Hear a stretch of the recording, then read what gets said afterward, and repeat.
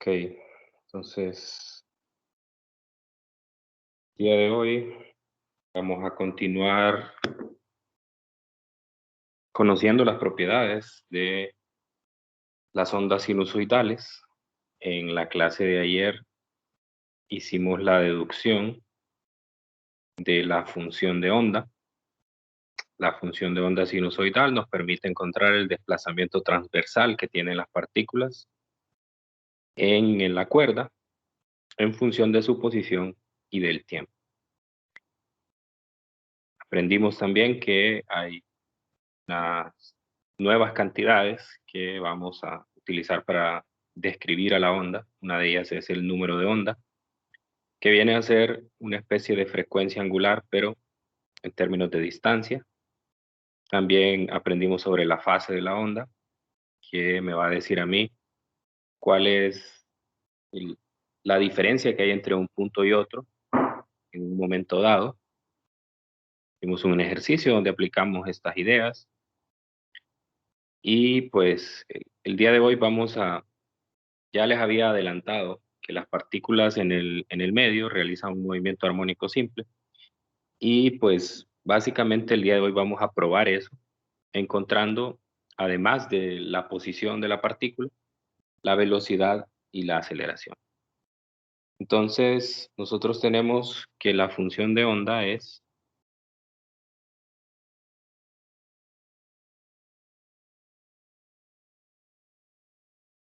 y de x y de t igual a por el coseno de kx menos omega t. Ok, entonces hago mucho énfasis en la dependencia que tiene la función de onda en dos variables, en la posición en x y en el tiempo. Porque, pues, si esta es una función en dos variables, yo puedo realizar dos primeras derivadas, una primera derivada con respecto a x y una con respecto a t. Entonces, nosotros vamos a ir haciendo ambas derivadas, la primera derivada y la segunda, ambas con respecto a x y con respecto a t, aunque en términos de velocidad y aceleración, la que nos interesa es aquella que es con respecto al tiempo. Entonces, aquí tengo la velocidad, es la primera.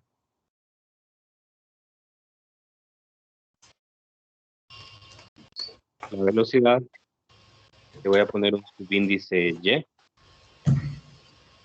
y viene a ser la derivada parcial. ¿Quién tiene abierto el micrófono, por favor, que lo cierre? Disculpe. Entonces, ahí hay que tener muy claro qué tipo de derivada es la que a mí me interesa. Para la velocidad es la derivada parcial de la función de onda con respecto al tiempo. Entonces, en esta derivada me va a quedar, a partir de la función coseno, me sale un signo menos, pero la derivada interna, como es con respecto al tiempo, entonces va a ser la derivada con respecto al término omega t, que es negativo. Entonces ese signo menos se va a cancelar con el signo menos de la derivada del coseno. Por lo tanto, entonces, aquí nosotros vamos a tener un signo positivo para la velocidad kx menos omega t. Cuidado con esto, ¿verdad? Cuidado con esto. Me voy me voy a situar en el problema que hicimos el día de ayer. El problema de ayer, si ustedes recuerdan, la función de onda tenía un signo más aquí en medio. Entonces, pues obviamente cuando yo haga la derivada de esto para encontrar la velocidad, eso va a influir, ¿no? Entonces, cuando la partícula viaja de izquierda a derecha, perdón, la derivada va a resultar en un signo positivo. Mientras que si viaja de derecha a izquierda, en la dirección opuesta, entonces aquí voy a tener un signo menos, ¿no? Ahí hay que ser muy enfáticos en que el movimiento de las partículas cuando se mueven, cuando la onda se mueve de izquierda a derecha, no es exactamente igual que cuando se mueve de derecha a izquierda. Ya vamos a ver un ejemplo de qué es lo que pasa con eso. Pero bueno, primero vamos a encerrar esta, que es la respuesta. Esta es la velocidad de las partículas. Entonces las partículas se mueven en movimiento armónico simple de arriba hacia abajo. Y eso se nota, pues, porque si nosotros aquí vemos que si el seno de kx más menos omega t tiene un valor de más menos 1, que es el valor máximo positivo y negativo que puede tener, entonces yo encuentro que la velocidad transversal es la máxima. Y esta coincide con el caso del movimiento armónico simple. Recuerde que en el movimiento armónico simple esto es más menos omega por A. Entonces este resultado es consistente con el movimiento armónico simple. Entonces esto me prueba que la partícula efectivamente está realizando un movimiento armónico simple alrededor del punto de equilibrio que es la horizontal de la cuerda. Y voy a poder verificar lo mismo en el caso de la aceleración. La aceleración A sub y, siempre le ponemos ese subíndice y porque eso indica que es esa cantidad de forma transversal para las partículas.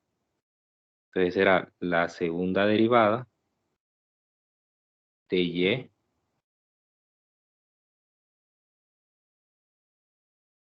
con respecto a t. Muy bien, entonces aquí me va a quedar menos omega cuadrado por A por el coseno de kx. Vamos a hacer un poco de espacio aquí.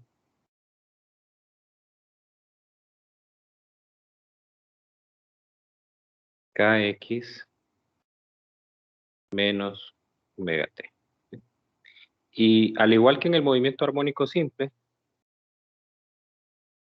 puedo verificar que esto que está acá, pues es la función y de xt. Entonces me queda que esto es menos omega cuadrado por y de xt. Esa exactamente es la definición del movimiento, de la ecuación de movimiento armónico simple, ¿no?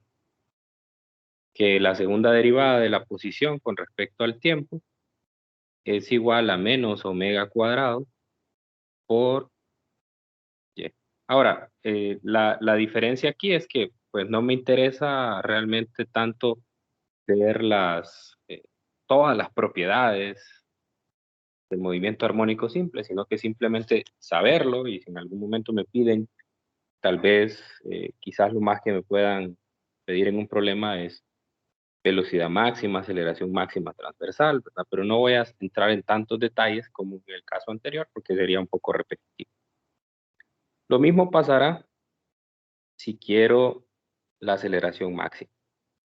Entonces, si el coseno de kx menos omega t toma el valor de más menos 1, entonces yo voy a tener que la aceleración transversal máxima es igual a más menos omega cuadrado.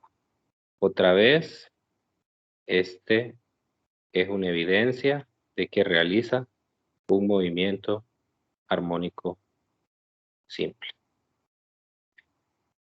Ok, entonces, si a usted en un problema le pueden pedir, hay que distinguir, no vaya a confundir esta velocidad, por eso casi siempre yo prefiero utilizar, incluso para no confundirlo, prefiero utilizar velocidad, la palabra velocidad, para referirme a aquella relacionada con las partículas. Y cuando me refiero a esta cantidad, prefiero referirme a ella como la rapidez de la onda, a esta mejor rapidez y aquella velocidad. Una porque, eh, pues, sí importa en ambos la dirección, sí importa, pero donde más influye la dirección es en el caso de las partículas, porque en el caso de la rapidez de la onda, está desde el primer momento que se define el problema, uno define si va hacia la derecha o hacia la izquierda. Mientras que la velocidad de las partículas esta va a ir cambiando a medida que la partícula oscila hacia arriba o hacia abajo. Entonces, pues por lo tanto, importa más aquí la dirección. Y sobre todo, para diferenciarlas, se les coloca el subíndice y a la velocidad o a la aceleración. Una se refiere a la de las partículas y la otra se refiere a la de la onda. Muy bien, entonces vamos a hacer una pequeña gráfica para mostrar precisamente eh, un instante dado. Vamos a ver, vamos a dibujar la onda para un determinado tiempo.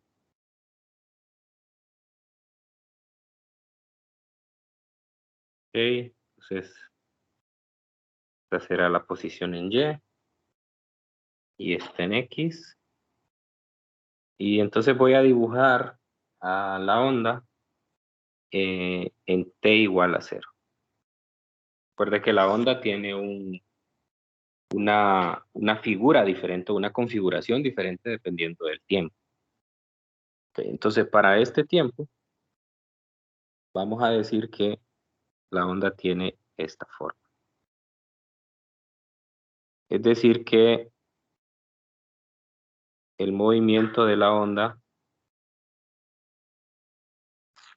es igual a la amplitud en la posición inicial en el tiempo t igual a 0. Bueno, entonces yo aquí voy a distinguir varios puntos sobre la cuerda. Vamos a poner este primer punto por acá. Vamos a llamar 1 a ese punto. Vamos a poner otro por acá.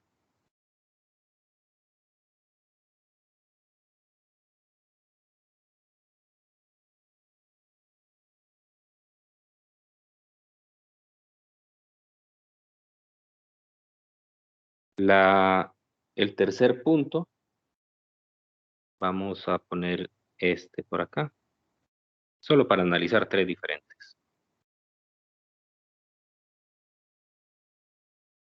Y entonces, bueno, vamos a ver el primer punto. El primer punto es un punto que tiene las siguientes características. Vamos a dibujar los vectores. La velocidad va hacia arriba, en este caso, y la aceleración viene hacia abajo.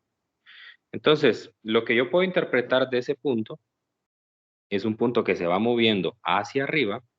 Recuerde que la onda viaja, voy a poner aquí mismo la dirección a la que viaja la onda, que es lo usual. Pero no hay que quedarse solo con esa idea. Recuerde que en caso de que la onda viaje de derecha a izquierda, entonces hay cambios en el movimiento, pero lo usual siempre es describirlo hacia la derecha. Bueno, entonces en ese caso, como el pulso va viajando hacia la derecha, lo que sigue para la partícula que está en el punto 1 es que en un tiempo posterior se va a mover hacia la cresta, se va a mover hacia la cresta.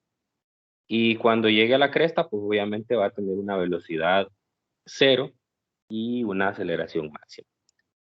Entonces, la partícula va sufriendo una desaceleración, por eso es que los vectores de velocidad y aceleración son antiparalelos.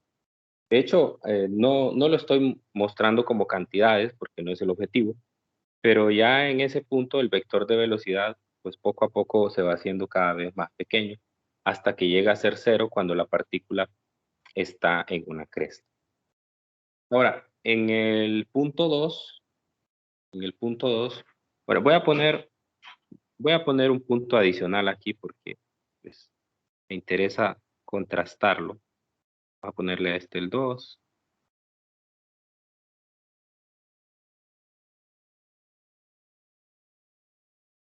Me interesa contrastarlo, entonces, ahora, mire lo que pasa con un punto que está abajo. Este punto tiene una velocidad hacia arriba, o sea, se va moviendo hacia arriba, pero tiene una aceleración también hacia arriba. O sea, quiere decir que es un punto que va hacia el punto de equilibrio. Y como va hacia el punto de equilibrio, va a llegar a donde su rapidez es máxima. Entonces, su rapidez es máxima en el punto de equilibrio, por lo tanto, tiene que ir sufriendo una aceleración. Entonces, el vector de aceleración y el vector de velocidad, en este caso, son paralelos. Son paralelos.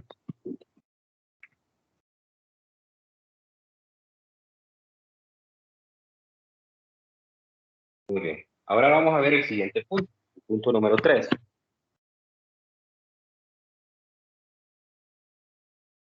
Punto número 3. Bueno, en el caso del punto 3, ocurre lo mismo que pasa con el 1. La velocidad va hacia abajo.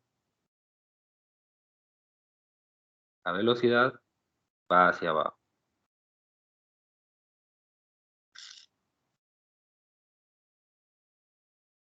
Velocidad hacia abajo y la aceleración va hacia arriba. Entonces quiere decir que la partícula va hacia el valle y se va desacelerando. Y así sucesivamente, ¿verdad? Hay puntos, bueno, puedo poner un punto 4 aquí, punto 4, donde ocurre lo mismo que en el punto 2. Este punto tiene una velocidad hacia abajo y tiene una aceleración hacia abajo también. ¿Ok? Entonces este punto se va moviendo hacia el punto de equilibrio, o sea, es decir, viene de una cresta y va para un valle. Entonces, su velocidad es hacia abajo, es negativa, y la aceleración es paralela a esa velocidad. Por lo tanto, entonces, nosotros podemos ver que el movimiento es de manera que se va acelerando para llegar al punto de equilibrio.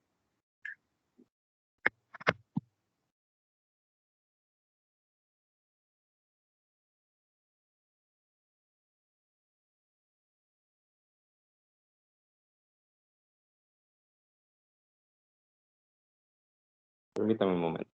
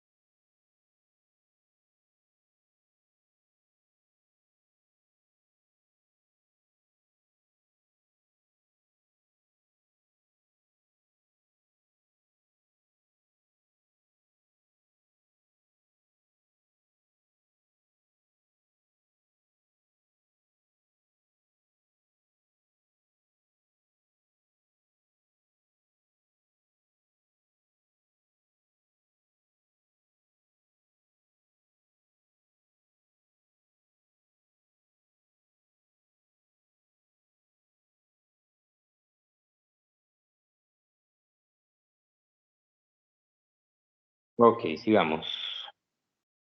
Muy bien. Bueno, eso lo que les puedo decir con respecto a los vectores de aceleración y de velocidad de la partícula, ¿no? Entonces, como ven, estas son las fórmulas que utilizamos para encontrar cada uno de ellos. En caso de la velocidad, omega por a, seno de kx menos omega t. Y en el caso de la aceleración, menos omega cuadrado por a, coseno de kx menos omega t. Ok. Entonces, ahora vamos a deducir una ecuación que es muy importante. Esa ecuación se conoce como la ecuación de onda.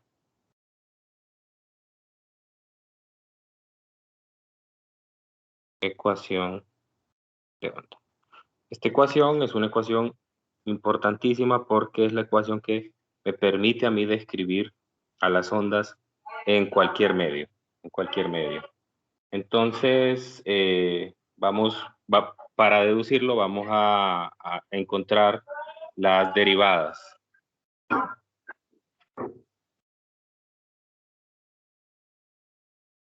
Vamos a encontrar las derivadas, pero ahora con respecto a x.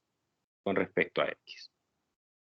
Listo. Entonces, vamos a encontrar primero, estas no son velocidades, Perdón, aquí voy a poner la velocidad. Estas no son velocidades. Entonces, la primera es encontrar la derivada parcial de y con respecto a x.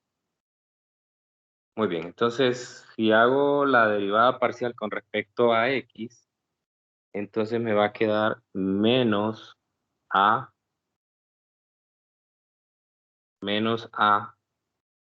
por el seno de kx menos omega t. Perdón, aquí me falta un término, me falta la k.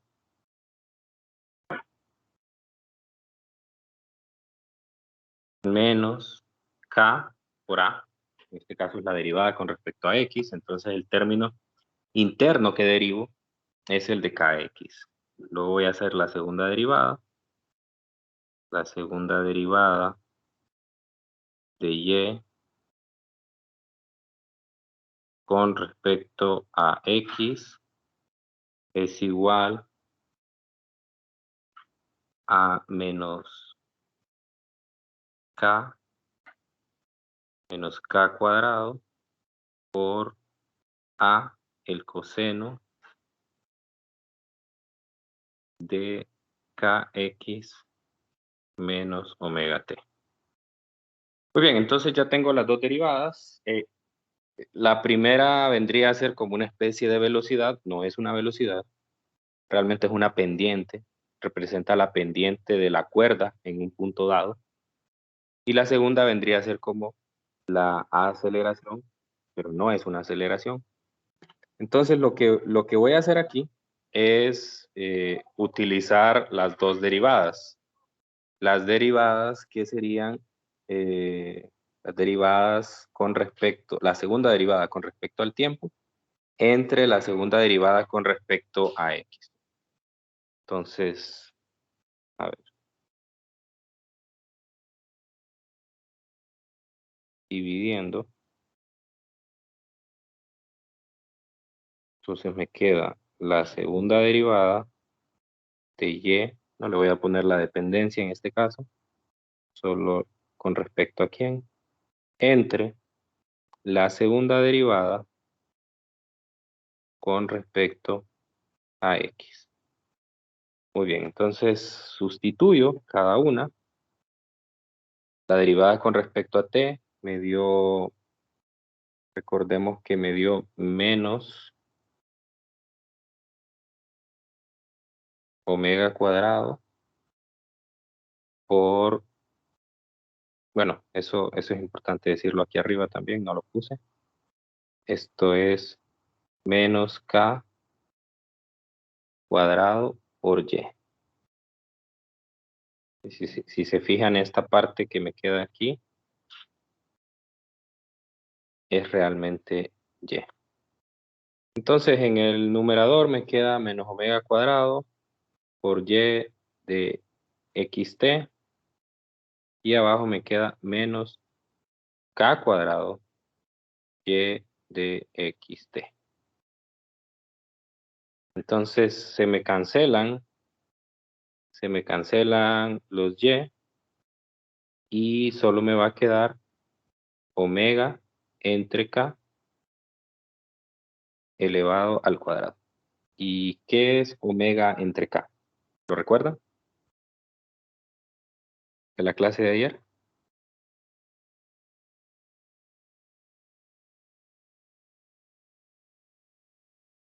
La, la rapidez, omega entre La, K. ra- Rapidez de onda.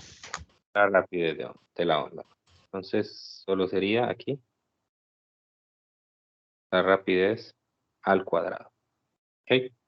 Entonces, normalmente lo que hacemos es reordenar estos términos. Fíjese que en el lado izquierdo de la ecuación me queda el cociente de las derivadas y del lado derecho solo me queda la velocidad. Entonces, muchas veces esto se escribe de la siguiente manera. La segunda derivada, de la forma clásica de escribirlo, la segunda derivada de y con respecto a x es igual a 1 sobre b cuadrado, segunda derivada de y con respecto a t. A esta ecuación se le denomina la ecuación de onda. Es una ecuación diferencial en derivadas parciales, una ecuación bastante complicada de resolver, pero es muy útil. Ecuación de onda. Entonces, resulta que si uno resuelve esta ecuación, hay métodos, hay varios métodos para resolverla, pero si uno resuelve esta ecuación, la solución que va a encontrar es la función de onda. Esta ecuación de acá. Esto me va a dar de solución, y entonces es una ecuación que me permite describir el movimiento ondulatorio en un determinado medio. Entonces, por ahora vamos a dejar esa ecuación ahí en espera, porque realmente el objetivo de presentarla es que la voy a utilizar para una deducción. Y esa deducción es la que tiene que ver con la rapidez de una onda transversal. Ya tenemos dos ecuaciones, pero la que vamos a utilizar el día de hoy es la más importante de las tres.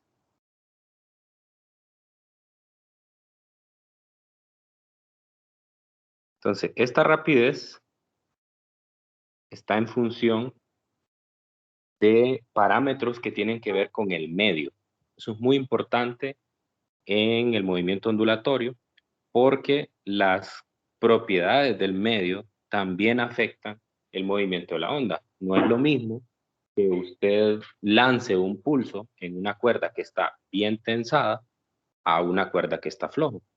No es lo mismo que usted lance un pulso en una cuerda que es muy gruesa a una cuerda que es muy delgada.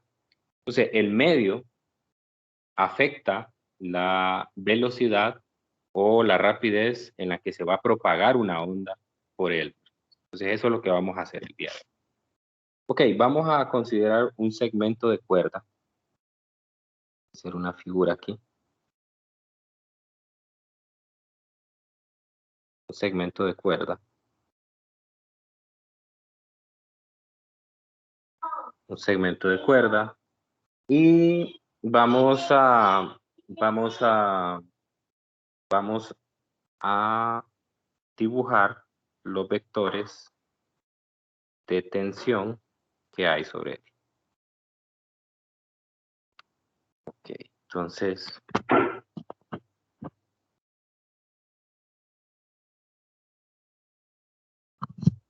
Ok, entonces tenemos una fuerza que va a ser la fuerza de tensión que hay en el lado izquierdo. Esa fuerza de tensión siempre va a venir más o menos por acá. Va a ser tangente a la curvatura que tiene la cuerda.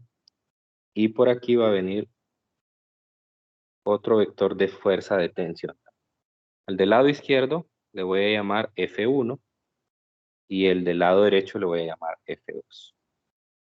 Muy bien, entonces F1 se puede descomponer en dos vectores. Se puede descomponer en un vector que le voy a llamar F1, F1X, y en otra componente que será F1Y. Lo mismo pasa en el lado derecho. Tiene una componente F2X y aquí una componente F2Y. Entonces esa es la tensión en ambos lados de la cuerda, o del segmento de cuerda más bien.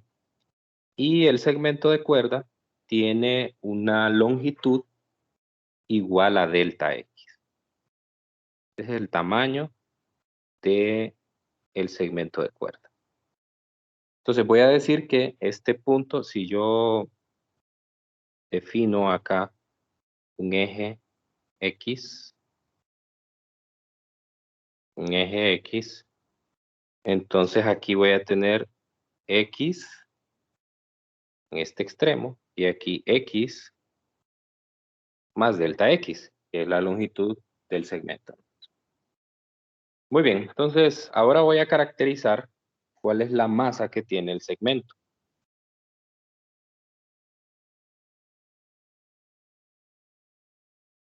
La masa del segmento. Entonces esa masa tiene que ser igual a su tamaño por una constante. Esa constante la voy a llamar, esa constante mu, le voy a llamar la densidad lineal de masa. ¿Y qué es la densidad lineal de masa? Se parece bastante a la densidad volumétrica que nosotros vimos en fluidos, que era básicamente cuántos kilogramos hay en un metro cuadrado de material. En este caso, la densidad lineal viene a representar cuántos kilogramos hay en un metro de material. Porque en este caso, como la cuerda es muy delgada, entonces pues no nos interesa tanto el efecto en el diámetro, sino más que todo en la longitud. Entonces las unidades que tiene son unidades de kilogramos por metro, densidad lineal. ¿Cuánto material hay por metro de longitud? Entonces, si tiene unidades de kilogramos por metro y yo lo multiplico por unidades de metro, que es el delta X, que es la longitud del segmento, entonces eso me va a dar kilogramos y va a representar la masa de ese segmento. Entonces, ojo con eso. Si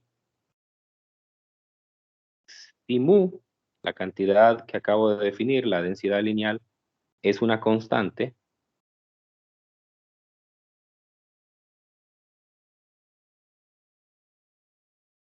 si mu es una constante, entonces decimos que hay una distribución uniforme de masa. O sea que la masa está igualmente distribuida en toda la longitud. ¿Qué significa eso? Que si yo agarro un centímetro de longitud de la cuerda, le mido la masa y le mido la longitud y lo divido entre ellos, porque la densidad lineal es eso, kilogramos entre distancia o masa entre distancia, me va a dar el mismo número a que yo agarre toda la cuerda, calcule su masa y le calcule su longitud y otra vez haga la división de masa entre longitud, me va a dar lo mismo. Entonces es una distribución uniforme de masa. Entonces, por eso es equivalente que yo utilice la densidad lineal tanto para un segmento como para todo toda la longitud. Muy bien, ahora ya con esto en mente, entonces vamos a decir que la fuerza, vamos a hacer una consideración aquí, de que vamos a ver que tanto la componente en todo punto, en todo segmento de la cuerda, tanto la componente X del lado izquierdo como la del lado derecho van a ir en direcciones opuestas y estas no van a cambiar. O sea, lo que va a cambiar a medida que yo me voy moviendo o a medida que la curvatura de la cuerda va cambiando es la componente en Y. Entonces, tanto la componente en X del lado izquierdo como la del lado derecho son iguales. Entonces, eso se podría traducir como que la fuerza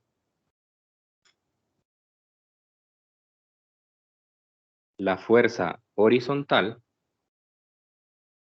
es 0. La fuerza neta horizontal es 0. Entonces, F1X es igual a F2X y le voy a llamar solamente F. Eso tiene toda la lógica del mundo porque el hecho de que vaya pasando una onda no quiere decir que se va a afectar la tensión de la misma cuerda. Entonces no se va a afectar, solamente va a haber un tirón hacia arriba o hacia abajo, que son estos dos, la componente en Y, tanto del F1 como F2. Acuérdese que esto está relacionado con la segunda ley de Newton. La segunda ley de Newton me dice que la sumatoria de fuerzas es igual a la masa por la aceleración. Entonces, quiere decir que esa fuerza está asociada con una aceleración. ¿Cuál aceleración?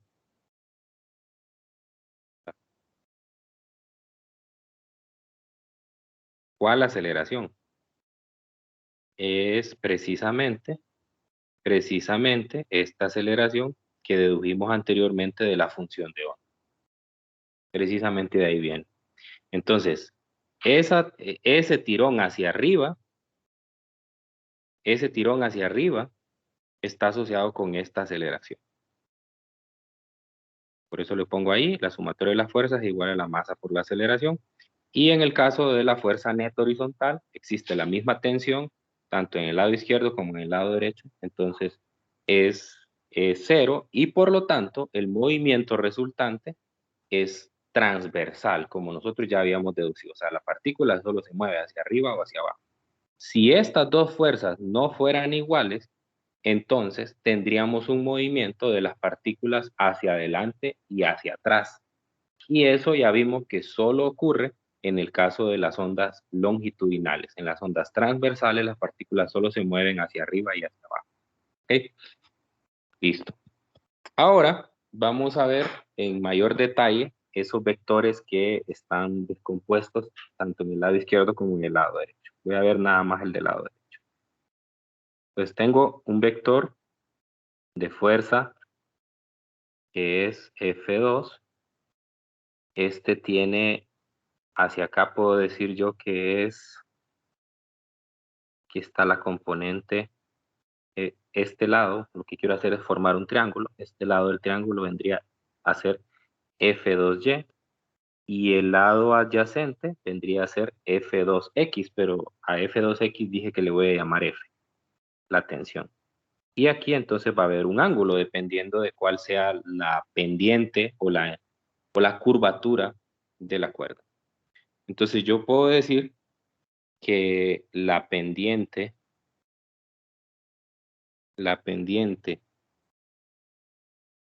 en el punto X más delta X, que es el segundo punto, es aproximadamente igual a F2Y entre F. Recordando la definición de la pendiente. Recuerde que la definición de la pendiente es el delta Y entre el delta X. El delta Y en este caso vendría a ser la componente en Y y el delta X vendría a ser la componente en X, que ya le quité el subíndice X y ya solo le pongo F. Ok, entonces lo que voy a hacer es que voy a construir esas dos pendientes tanto en la parte 1, en el lado izquierdo, como en el lado derecho. Y acuérdese que la pendiente está asociada con la inclinación, ¿no? Entonces, en este caso, yo les había mencionado en la parte de atrás que cuando nosotros calculábamos la derivada con respecto al tiempo, en el caso de la velocidad, la primera, y en el caso de la segunda derivada es la aceleración. Pero cuando nosotros estamos calculando, por ejemplo acá, la primera derivada de la y con respecto a x, lo que estoy calculando es la inclinación o la curvatura que tiene la pendiente en un punto dado. O sea que si usted evalúa la derivada de y con respecto a x en un punto dado, o sea, en un x fijo, lo que está calculando es cuánto es la pendiente de la recta tangente a ese punto, ¿sí? Entonces a mí me dice cuánto es la inclinación que tiene ahí. Obviamente, si estoy en los puntos extremos, entonces voy a tener los valores extremos dependientes. Vamos a ver, entonces volvamos aquí. Entonces, con eso en mente, yo puedo dar estas dos definiciones. Puedo decir que F1y entre F es igual al negativo de la derivada parcial de y con respecto a x para un valor de x, cuando x vale el primer valor. Ok, ahí lo tengo. Entonces, ¿por qué es negativa? Bueno, la pendiente en ese punto, en ese lado, yo estoy en el lado izquierdo de la referencia, ¿sí? O sea, estoy midiendo las x justamente en ese punto. Entonces, ese valor me va a quedar en el lado izquierdo, por lo tanto es negativo. Y la segunda me va a quedar positiva y va a ser F2y entre F y es la parcial con respecto a X, solamente que ahora evaluada en el otro punto, X más delta E. Entonces, estoy usando las dos definiciones, ¿verdad? Una es la que tiene que ver con las pendientes, con las derivadas, y el otro que tiene que ver con una aproximación de las pendientes en términos de las componentes. Entonces, ahora lo que voy a hacer es que voy a encontrar la fuerza neta.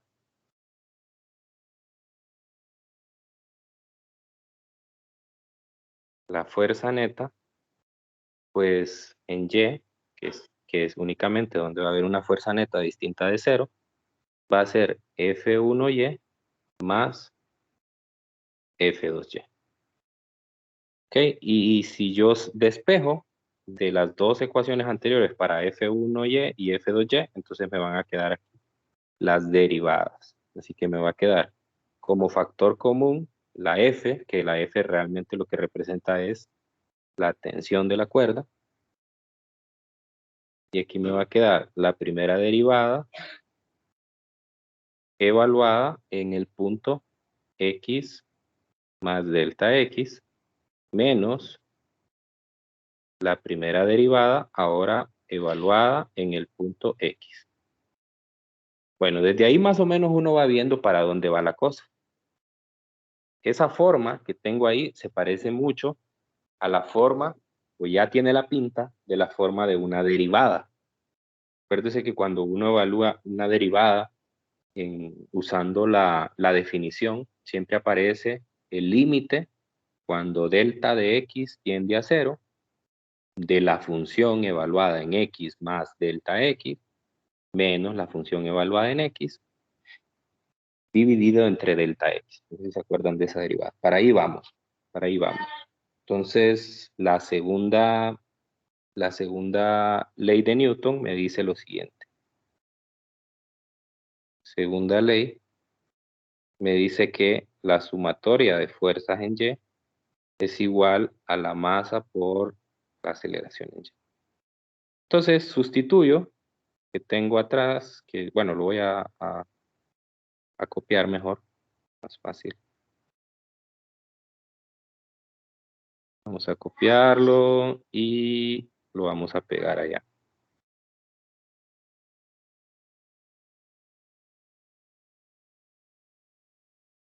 Y del lado derecho, si se fijan, lo que me queda es la masa por la aceleración. Entonces, por eso era necesario definir la masa antes en términos de la densidad lineal.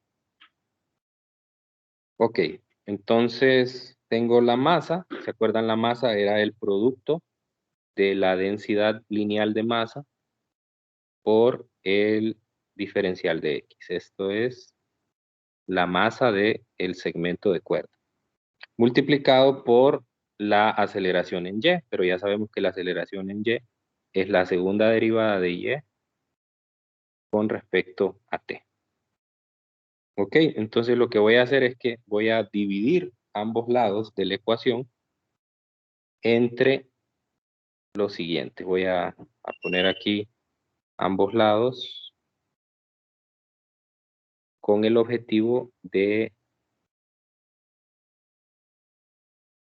cancelar la F. Entonces voy a poner la F en el denominador. A ver. No. La F, quiero ver, eso va a ser, sí, está bien ahí. Y un delta X, un delta X. Entonces, queda 1 entre delta X, así. Entonces eso hace que se me cancele la F del lado derecho y me quede únicamente esta definición.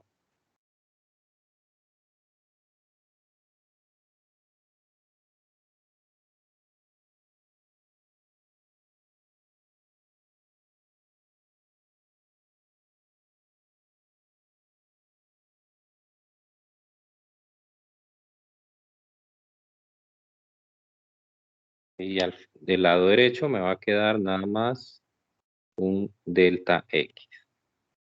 Un delta X. Y aquí vamos a tener mu dividido entre F, la segunda derivada de Y con respecto a T. Muy bien. Entonces, ya aquí esto tiene más una pinta de una derivada en el lado izquierdo. Ahora, lo que pasa es que nosotros estamos acostumbrados a verlo así. A ver, el límite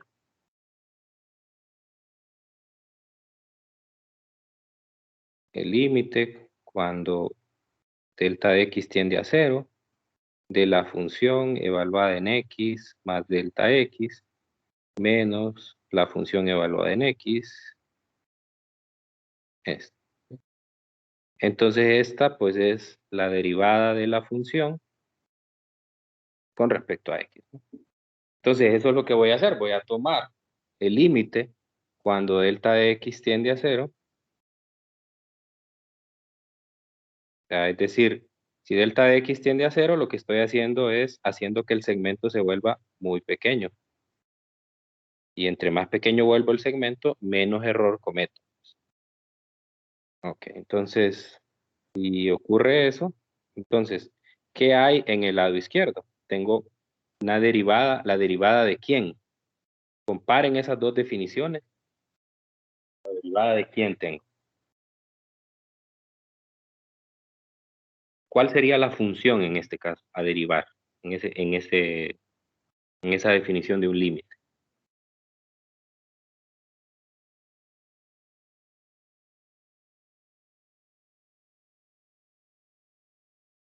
¿Sí me captan la pregunta?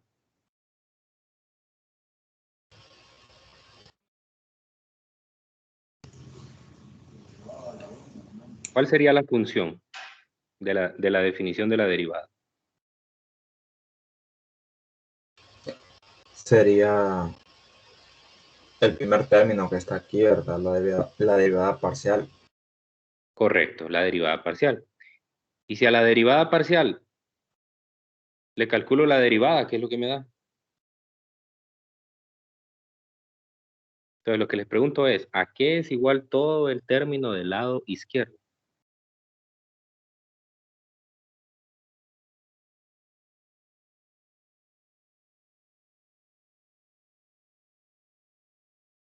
Compárelo. Compare esto con esto.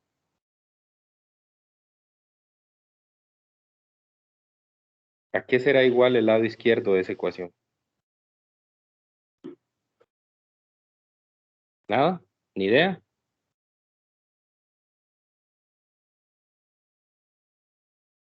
Si la función es la primera derivada de y con respecto a t, ¿a qué será toda esa definición? O sea, todo esto de aquí es casi lo mismo que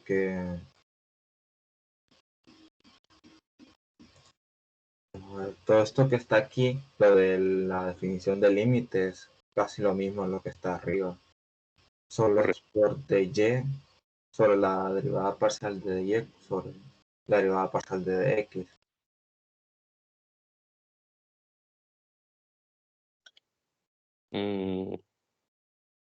No. A ver, si la función es la primera derivada y lo que tengo es la definición de otra derivada ahí, ¿a qué será igual eso?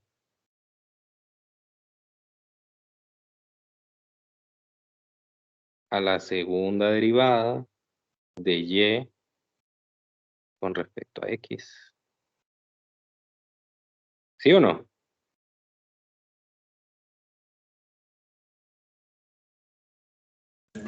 Sí. ¿Sí lo ven o no lo ven?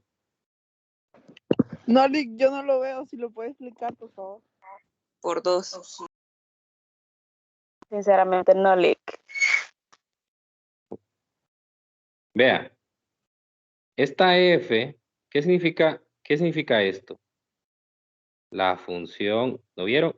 ¿Sí vieron? Sí calcularon derivadas usando la definición en cálculo 1. O ya no enseñan eso. Si lo ven, ¿verdad? Claro que lo ven. Entonces, ¿qué significa el primer término? La función evaluada en x más delta x. Eso es ese mismo término aquí. La función evaluada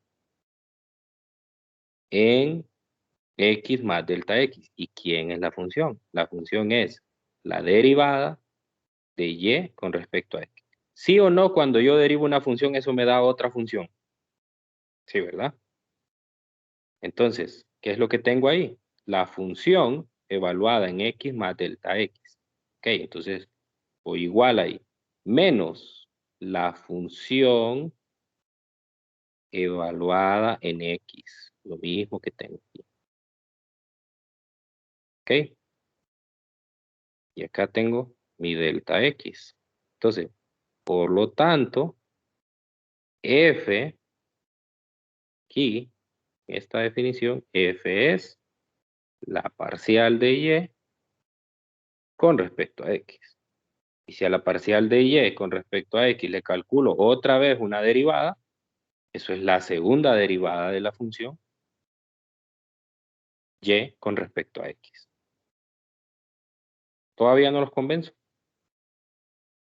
No, ¿verdad? Quedó claro, Lick.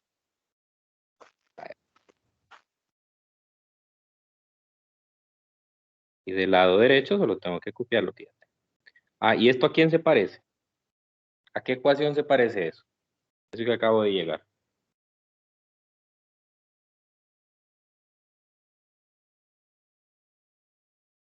a la ecuación de onda. La ecuación de onda decía, la segunda derivada de y con respecto a x es 1 entre la velocidad al cuadrado por la segunda derivada de y con respecto al tiempo. Entonces voy a escribir aquí abajo esa ecuación de onda va a ser la segunda derivada de y con respecto a x, 1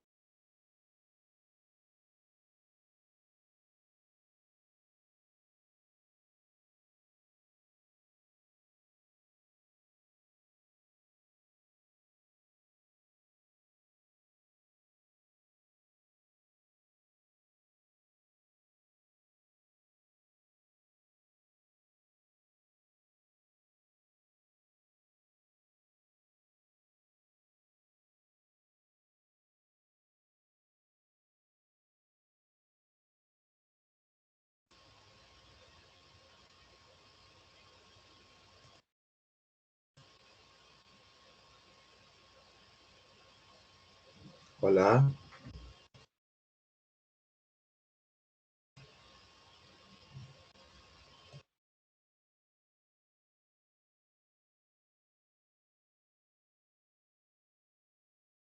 ¿Alguien más me escucha, maestro? Ya se había perdido la Yo no conexión. escucho, Alex. Se paró.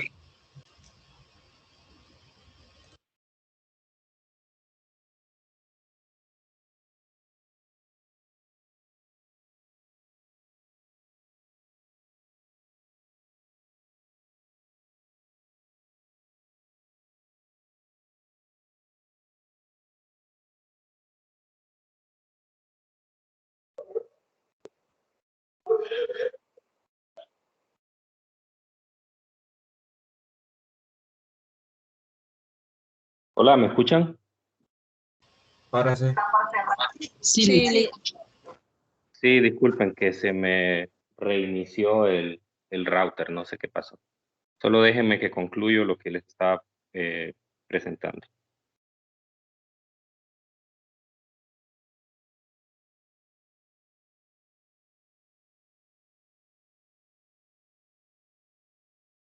Ok, les decía que esta ecuación a la que acabo de llegar es exactamente igual a la forma de la ecuación de onda.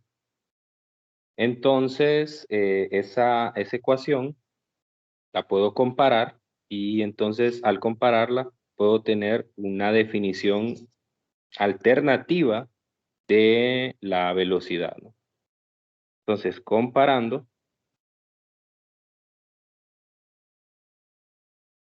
yo tengo lo siguiente. Tengo que la velocidad es la raíz cuadrada de la tensión, que es F, dividido entre mu. ¿Sí? Porque si se fijan, me queda que 1 sobre la velocidad al cuadrado, voy a escribir por acá, 1 sobre la velocidad al cuadrado es igual a mu sobre F, ¿no? Entonces, si despejo para la velocidad, me va a quedar esta definición que acabo de encontrar. Ok, esta ecuación a mí me permite calcular la rapidez de la onda en términos de dos parámetros. Uno es la tensión de la cuerda y el otro es la densidad lineal de masa. Entonces, la tensión de la cuerda es importante porque, pues obviamente, entre más tensada está la cuerda, más rápido van a viajar los pulsos en la cuerda y es inversamente proporcional a la densidad lineal de masa. La densidad lineal de masa es la razón de la masa entre la longitud. Entonces, entre más grande es esa razón, o sea, entre más masa por unidad de longitud hay en una cuerda, más lento van a viajar los pulsos y entre más grande y entre más pequeña, perdón, entre más pequeña es la razón de la masa por unidad de longitud, más rápido van a viajar. Entonces, estas características no las habíamos considerado anteriormente para la velocidad de los pulsos. Nosotros solamente habíamos pensado en las características iniciales que tenía la onda, que tienen que ver con la frecuencia, la longitud de onda, el número de onda y la frecuencia angular. Entonces, esas cantidades sí definen a la onda, pero realmente ya una vez en el medio, quienes realmente caracterizan a la velocidad de la onda o a la rapidez de la onda son la tensión y la densidad lineal de masa. Entonces, únicamente nosotros tenemos que conocer cuál es la tensión de la cuerda y cuál es la densidad y cuál es su densidad lineal, y sin necesidad, y eso es muy importante, sin necesidad de poner un pulso allí, nosotros podemos saber cuál es la rapidez que va a tener un pulso. Eso es interesante porque respecto a eso genera un contraste respecto a lo que teníamos anteriormente, que necesitábamos conocer la función de onda, necesitábamos conocer algunas características para poder encontrar cuál era esa rapidez. Entonces ya esta nueva ecuación me permite pues encontrarla de otra manera. Bueno, espero que la deducción haya quedado clara. Yo sé que no es algo sencillo de seguir, ¿verdad? Pero el objetivo pues era mostrarles de dónde viene, ¿no? Y no solo las puras ecuaciones, porque eso no tiene tanto sentido en una clase de este tipo. Espero que lo hayan podido captar y bueno, si como siempre, revisen el video nuevamente si es necesario y si tienen alguna pregunta adicional, pues ustedes me dicen. No sé si tienen alguna pregunta antes de que cerremos la clase.